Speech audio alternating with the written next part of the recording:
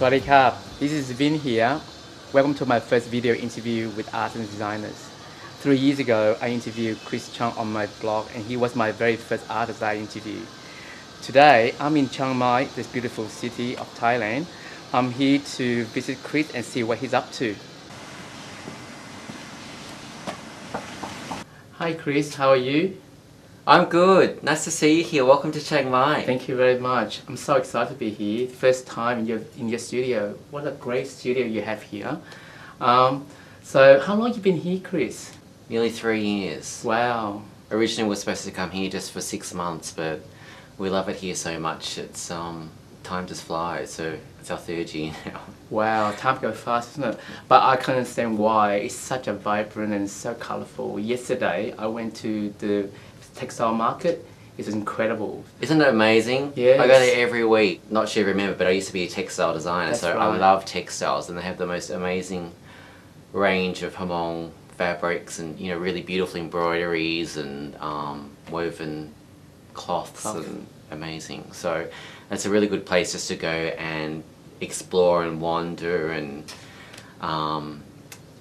pilfer around all the fabric samples and have a look at all the amazing things, because sometimes all the cloths, all they need is just a good wash and they're stunning. But you have a really good eye to find good fabric and design those. That is such a great thing to have, a gift to have. Yeah, I mean, it's you've got to be careful there, because sometimes there's a lot of cheap manufactured stuff from China, right. And what they do is they dye it so it looks antique and old, so you've got to be really careful what to look for, but it's exciting, So tell me, why Chiang Mai?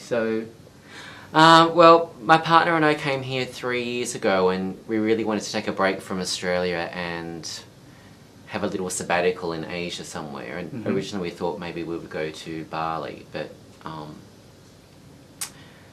we realised there were so many Australians holidaying in Bali, so it wasn't really like being away from Australia at all.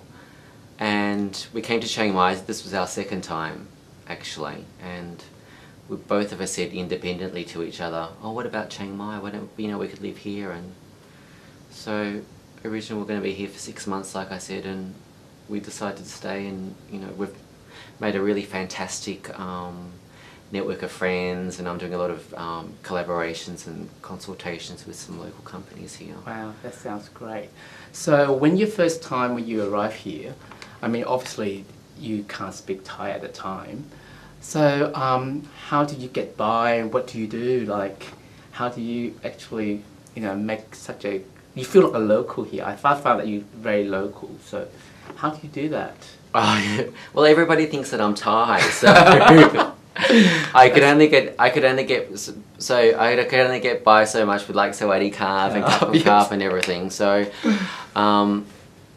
I was planning to go to language school, but probably 6 months down the track or whatever. But because everybody thinks that I'm Thai, I thought like I better at least be able to speak and reply to them. So I went to school, and I did 2 terms there in the first year, and that's really given me a good basis of getting by. So tell me about your day. Like, what do you normally, first thing, what do you do when you get up in the morning? Do you have a routine that you normally do?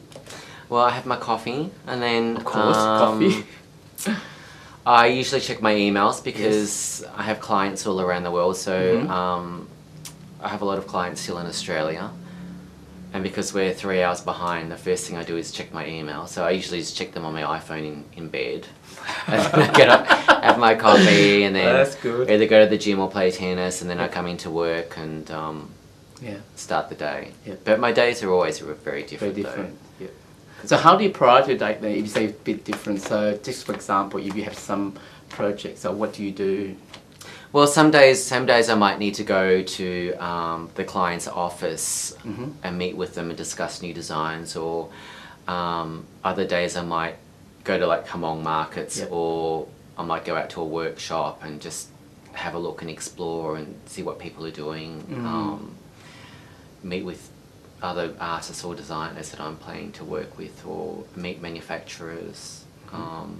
Or other days it could be just just sitting here in the studio and just researching on the internet for a new project, or wasting lots of time on Pinterest and Facebook when I'm a bit lazy. Okay, so you know, sometimes as artists you can be very lonely working here. So what sort of tip can you give to an artist who work overseas and try to connect with art, with their own, with the customer, and also with your own? You know, you have quite a big fan in Facebook. So what do you do to maintain that connection with your client and your fans? Well, on my Facebook, I always try and post what I'm doing during the day here in Chiang Mai, because I think it's quite exciting for people that are not living in Thailand to get an experience of my life here and what I've been up to and things. And because I am new here to Chiang Mai, I've made a conscious effort to go and network and meet new people, go and see people that I've heard of before that manufacture here, and I've also been involved in the Chiang Mai Creative Design Awards. Oh, that's so fantastic. I met a few people through there, and then, you know people and that can recommend people. So, you know, gradually once you get the networks up, the community actually becomes quite small, and with the internet, I mean, it's, you know, the world's quite tiny really when you know a few people.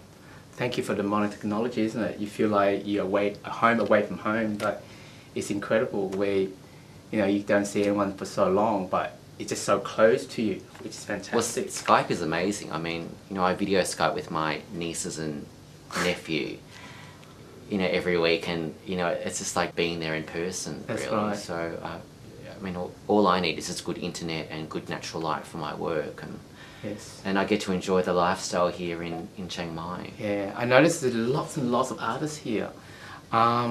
So I found that's quite fascinating, like to talk to some of them as well. I mean, it's great to talk to you because I think a lot of Australian artists would love to know what you do here, and thank you for sharing with that. So I want to ask you another question. What is you found most challenging when you're here? What sort of frustration you have when you come to this new land or in a new town, everything like that? I guess it's, apart from the language, it's getting your bearings and just sort of working out where everything is, and, you know, finding out where the art material shop is and where I can get things made, and also having someone that can speak Thai that can translate for me as well. So it's been a really good challenging experience and a really good learning curve. So I think one of the things for me about living overseas is that I have been more present on Facebook and LinkedIn, and you know, reaching out to other people, so that I do have this dialogue with people overseas. So it's like them being in the same city as me. So you mean you make more effort, focus on. So how important you think that networking for any artist? Oh look, I mean, it's extremely important. I mean, you know, I love working by myself, but there's times when, you know, I really like to bounce ideas off people and talk to them about it, and you know, because everybody here is Thai more or less. You know, there's only so much far my Thai can go, and you know, and a lot of local designers here haven't had the same experience as me working, you know, in design or overseas. So it's so I enjoy seeing those collaborations, and, you know, if I see people, I drop them an email and say hi and introduce myself, because I think that's quite important when you're living in a new city and country. Well, I believe that because I coach so many art and designers, and the one thing they're so good at is creating, but when it's promotion, they shy away. So I think you've got so much to share there, but I think that's great. Thank you for that. So Chris, any plan for exhibition this year? Oh, it's funny you mentioned that. I have 2 shows this year actually. This second half of the year is very busy. I have an exhibition at the Meeting Room, which is a local gallery here in Chiang Mai.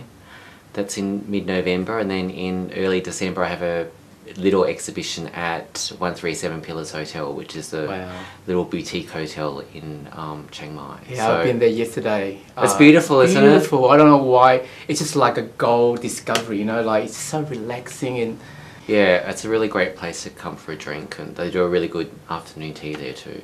Yeah, that's great. And a couple weeks ago, I saw your video of your elephant parade, and it was fantastic. So I want to go and see the real thing, or even the little ones, you know, the little cuckoo. So I just want to see, to tell me about the project and what did you learn about the project as well? Oh my god, those elephants were a labour of love. I took 3 months out of my whole life. Oh, it's the biggest thing I've ever painted. Elephant Parade organise these open-air exhibitions of baby life-size elephant sculptures, and they invite different celebrities, artists and designers from around the world, and I've been really lucky that I was asked to paint 2 this year. One is in America at the moment and one is in the UK.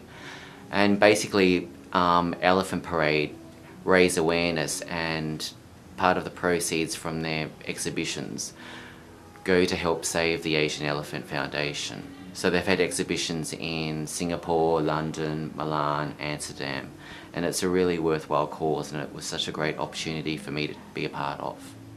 Wow. Now, the 2 elephants, you got named for them. So can you tell me the name of your gorgeous elephant? So my first elephant, Kiku, was based off a design that I'd painted last year in Japan, because I really love the old, beautiful, antique, vintage kimono fabrics. And then the second elephant, called Mali, which has gone to the US, that's inspired by all the beautiful orchids, because I'm not sure if you've been there yet, but around the corner from my studio is Kamtiang flower markets, and they have the most amazing array of orchids. Wow. Really inspiring. So Mali is covered in orchids. Wow, wow. Yeah. So if anyone wants to have a look at the 2 gorgeous elephants, then I guess you have to go and see Chris' videos on YouTube. Chris, thank you so much for your time. I thoroughly enjoyed it. And I want to wish you all the best and success in Chiang Mai. Oh, you're welcome. Thanks for coming to visit me. No, thank you. I guess you have to show me around a bit more. I know. Should we go for a mango daiquiri and a foot massage now? Oh, yes. All right, let's go. Great. Thank you. Bye for now.